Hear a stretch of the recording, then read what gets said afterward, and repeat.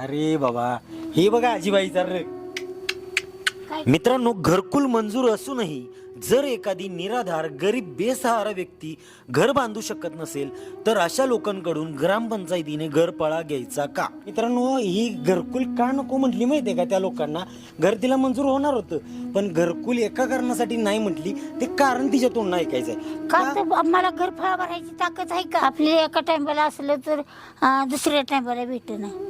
तुम्ही काय कामाला म्हणून नसा, हा का नाही? बरोबर आहे. म्हणून तर यार, आपल्या परिस्थिती नसायचं. खरी गरिबी काय असते नाही ना अजून. जगानं लाख सांगितलं तरी आपल्या इच्छा आपण पण धावकत करायला लागतो. आपण केलं झालं तर उद्या घरफळा भरायचं म्हणल्यावर कुठं आणायचं? कळालं? महाराष्ट्रात शिवाजी महाराजांच्या 18 पगड जाती घेऊन छत्रपती शिवाजी महाराजांनी स्वराज्य निर्माण केलं, आणि या स्वराज्यात आपली ही मराठी जनता घरफळा भराय पैसे नाहीत म्हणून म्हातारीनं घर नको म्हटली मला. अशी बरीच परिवार आहेत मित्रांनो. ही मस्तीवारी नेण्यासारखी गोष्ट नाही, खरी गोष्ट आहे. पण बघा की या म्हातारीचा विचार कसला.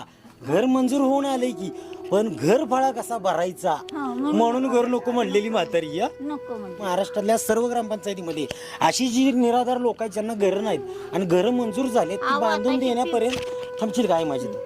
बांधून देऊन त्यांना घरफाळा पण माफ केला पाहिजे. जोपर्यंत तुम्हाला खात्री होत नाही ना की बाबा तिच्या घरात कोणतरी कमवणार नाही किंवा काय, जर कमवणार असेल तर तिचा ठीक आहे घरफाळा घेतला, तर त्या व्यक्तीचा जी निराधार आहे त्यांना खायचं वांधा आहे, तुम्ही घरफाळा कसा घेणार आहे? अशा लोकांचा घरफाळा माफ करणं गरजेचं आहे.